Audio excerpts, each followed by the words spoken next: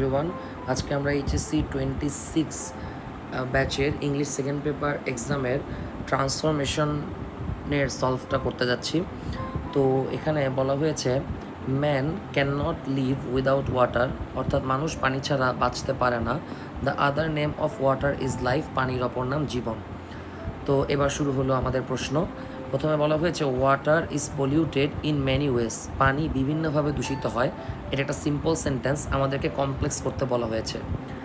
তো আমার কাছে ব্যাপারটা মানে জটিলই লাগছে। তার রিজন হচ্ছে পার্টিকুলার কোনো রুলের মধ্যে এটাকে আপনি ফেলতে পারবেন না। তো এইটা অ্যাকচুয়ালি ট্রান্সলেট করেই আপনাকে কমপ্লেক্স করতে হবে। যেমন আমার মাথায় দুইটা অ্যান্সার আসতেছে। একটা হচ্ছে দেয়ার আর মেনি ওয়েজ, মানে অনেক পথ আছে, ইন হুইচ, যার মাধ্যমে ওয়াটার ইজ পলিউটেড। তাহলে এইটা আমার কাছে সবচেয়ে বেস্ট পসিবল অ্যান্সার মনে হচ্ছে, there are many ways in which water is polluted. আরেকটা আছে, এটা আবার না পারতেই নয়, মানে যদি মাথায় একবারই কাজ না করে, সেটা হচ্ছে it is water which is polluted in many ways. Normally health is ওয়েলথের বেলায় আমরা যেভাবে করি it is health which is wealth, যখন কোনো কিছু আর কি মাথায় আসে না, তো এটা করলেও মেবি বোর্ডে নাম্বার পাইতে পারেন, বাট আমার কাছে সবচেয়ে বেস্ট সলিউশন এটাই মনে হচ্ছে। এবার আসি বি নম্বরে। বলা হয়েছে the water which is pure is essential for our survival. আচ্ছা, এটা একটা কমপ্লেক্স সেন্টেন্স, কারণ এখানে WH মানে রিলেটিভ প্রোনাউন ব্যবহার করা হয়েছে।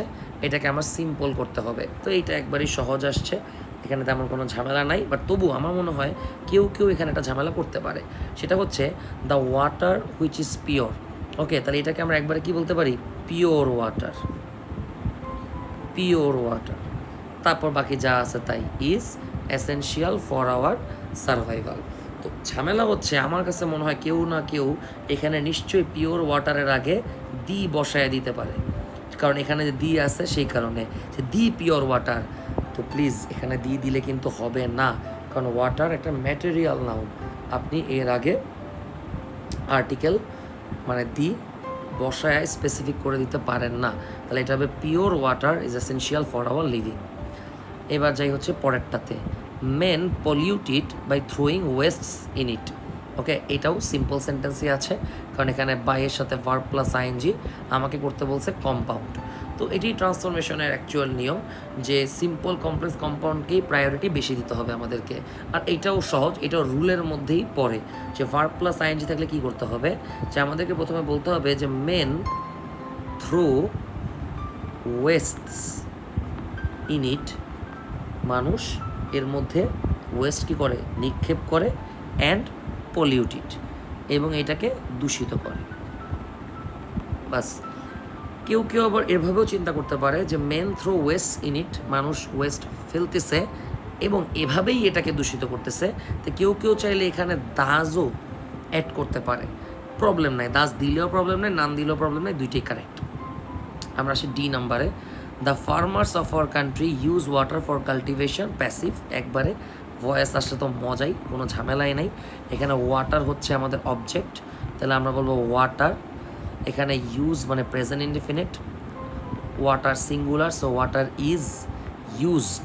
তারপর আমরা এক্সটেনশন বসায় দিব, water is used for cultivation.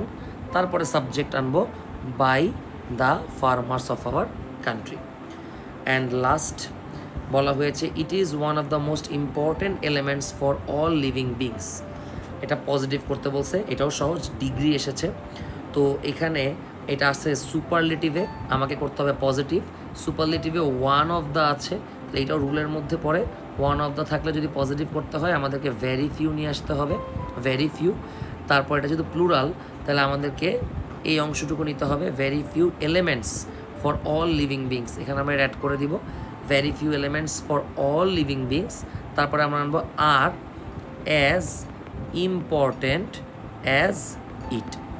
তো এই ছিল ট্রান্সফরমেশন। একেবারে সহজ এসেছে বলবো না, কঠিন তো বলার প্রশ্নই ওঠে না। প্রথমটা নিয়ে অনেকের মানে ভুল হইতে পারে, বাট মিনিমাম 5-এ 4 পাওয়া উচিত। আল্লাহ হাফেজ।